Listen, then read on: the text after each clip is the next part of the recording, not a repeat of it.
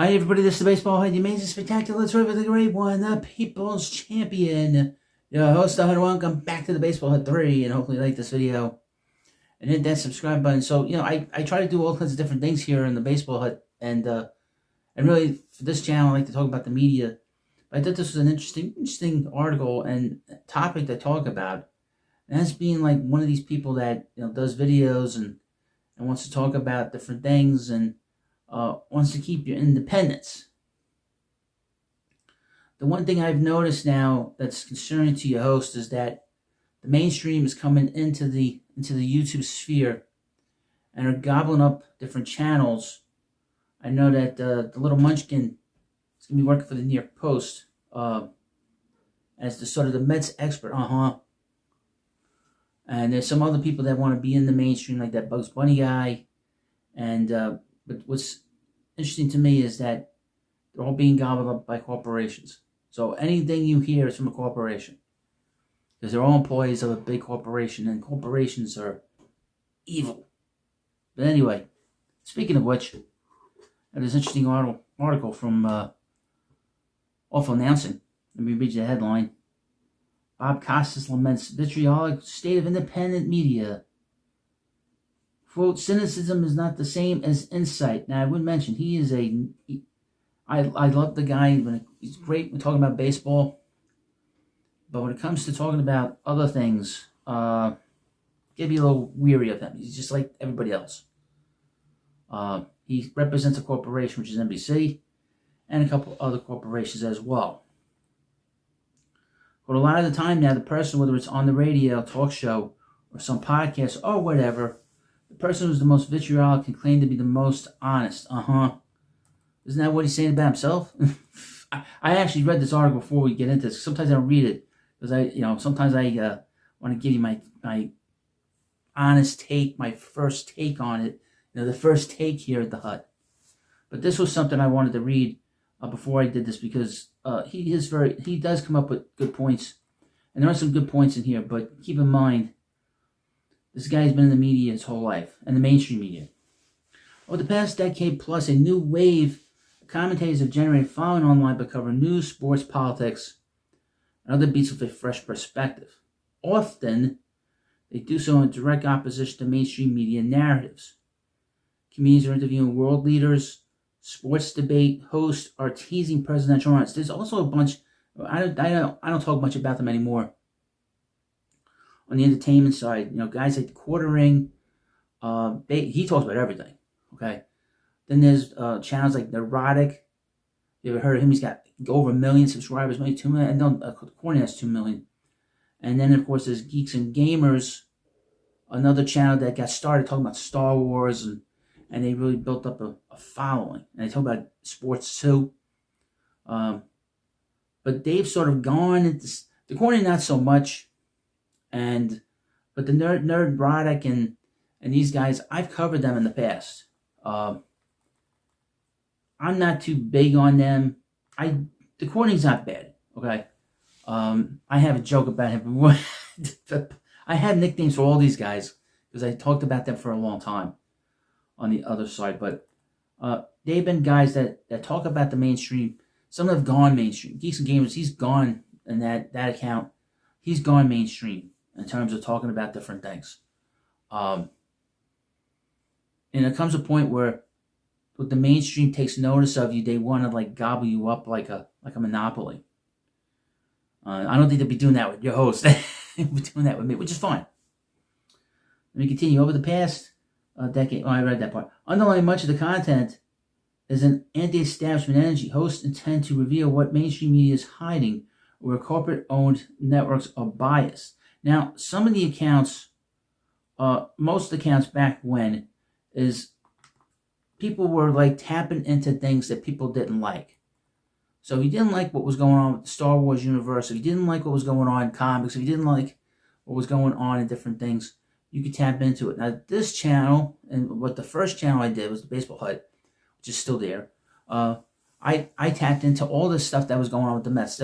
So many people were going up in the beginning, and nobody in the mainstream were part of it. I was really the first Mets YouTuber because I was talking about the Mets back in 2018 on one of my old accounts. That had nothing to do with baseball. And the host was very interested in talking about them, but I didn't think about creating a channel about it. Well, now you have all these different channels, and there's so many people in the mainstream.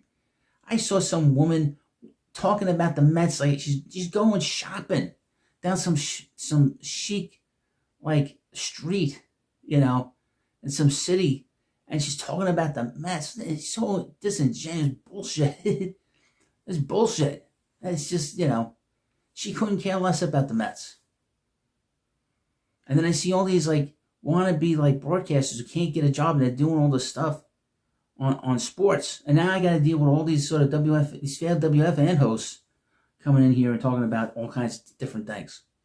And getting so many of the poor people coming in here that like them. Anyway, let me get back to sort of do a sort of a tangent, as I always do. Many stories need this type of balance in sports. Countering mainstream narratives with a healthy skepticism allows investigators like Pablo Torre on YouTube or Tyler Dunn on Substack to break stories that the national media will not. I would mention Pablo Torre is in the mainstream. He's a leftist. He's a mainstreamer. I don't know who Tyler Dunn is. That person, I don't know who that person is. But Pablo Torre is in the mainstream. I don't know what they're talking about. But in a recent interview with YouTuber Brody Brazil, famed sports host Bob Costas offered a warning of the downside of this style of commentary, especially as audiences continue to seek out individuals and their perspectives over a company's editorial perspective. Costas said, "These types of commentators must be wary of relying too much on cynicism to motivate audiences." Well, let's see what he had to say.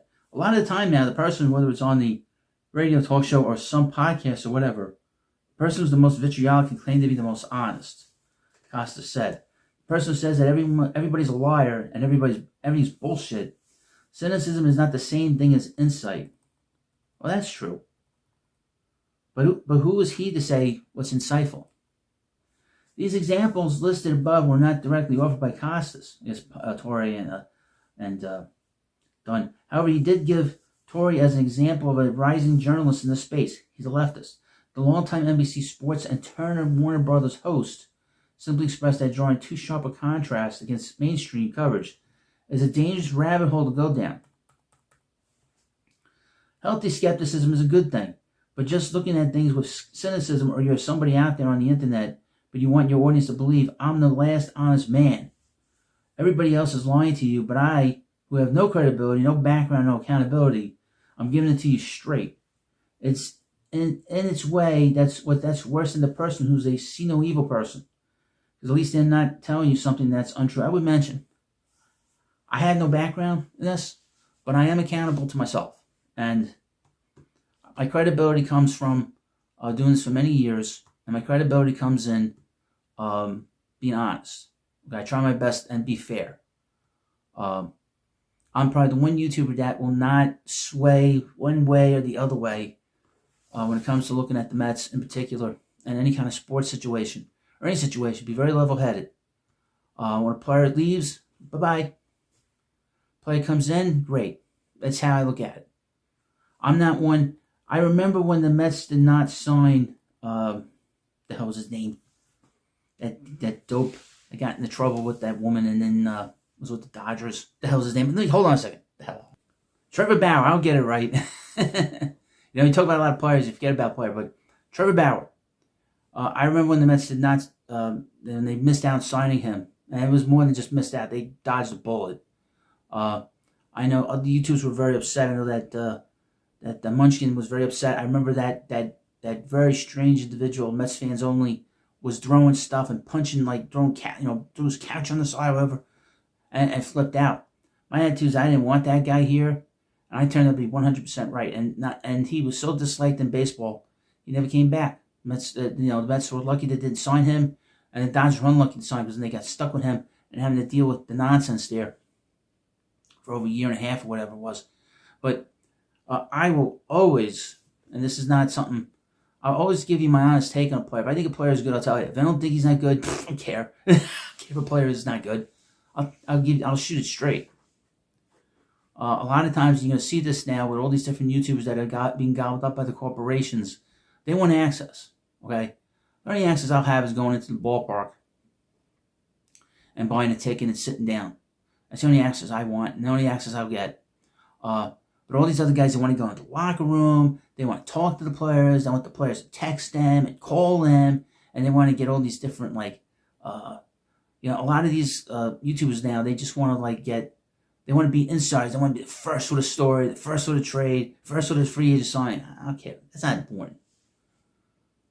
Being sort of consistent and giving you my best analysis about any player in whatever sport, specifically baseball, I'll give it to you. And that's the only thing I can do. Now, do things get a little rough here? Absolutely. Because we spend a lot of time as fans watching the teams, watching these players, and we don't want to keep wasting our time. That's the one thing I felt like, and to mention this, is that the 2025 season was a waste. It was a wasted season, okay? And as Met fans, we've dealt with a lot of teams over the years that wasted years, and we cannot afford to waste time. Now, is Bob Costas right? Maybe. Depends on the individual. Depends on how strong they are, in terms of dealing with these sort of temptations of being on social media, And it's hard, it's hard to sort of be yourself. I try to be myself as much as I can. Some people don't like that, and some people want to argue there's some people online, they just want to keep arguing and arguing and arguing. And that's a big reason why some of the sub counts for me are not as high, because I lose my patience when it comes to talking in circles. I don't like talking in circles with people. So my patience runs very thin when it comes to people, when it comes to that. I have no problem defending things, talking about stuff, but if I got to talk in circles, get that phantom zone cranking, because it's going to get hot, and it's going to get heated up and hot, and people are going to get thrown out of here, But and I'll be honest, and I don't like having to do that. I like to have the conversation be very pleasant, but when people are starting to, question my motives, like some guy was saying that I have Carton derangement syndrome because these articles are getting posted online about Craig Carton. So what am I going to talk about? If I don't talk about a popular subject, how are people going to follow this channel? How are people going to subscribe and watch, and I make money here? It's silly, Guy didn't know what he's talking about. Don't know how this works. Why would I talk about an unpopular subject? Unless it's important to me, You told me Gary Carter's not going to get retired by the Mets is important to me. I don't know how, I did a video on that in the baseball. I don't know how well that's going to do. Probably won't do well at all. But it's important to me. And that's all important. That's all that matters to me. Sometimes that's all that matters. Something that's important to you, that's all that matters. What's important to other people? Hey, who knows? But this is an interesting topic about social media right now. And you're seeing all these corporate people coming in here. It's terrible. Because what's going to happen is my voice is going to get lost, but I'm not going anywhere. Because, when these people are gone, they do other things. Like that woman on the street, walking around stylish in a fur coat, talking about the Mets. Get the hell out of here. You don't care about the Mets. You don't care about who's playing third base or who's going to be the center fielder on this team for the next 10 years. You don't give a shit. You don't care. Well, let me know what you think about this video. And, of course, this is the Baseball Hut 3. Thanks for watching, and I'll see you later.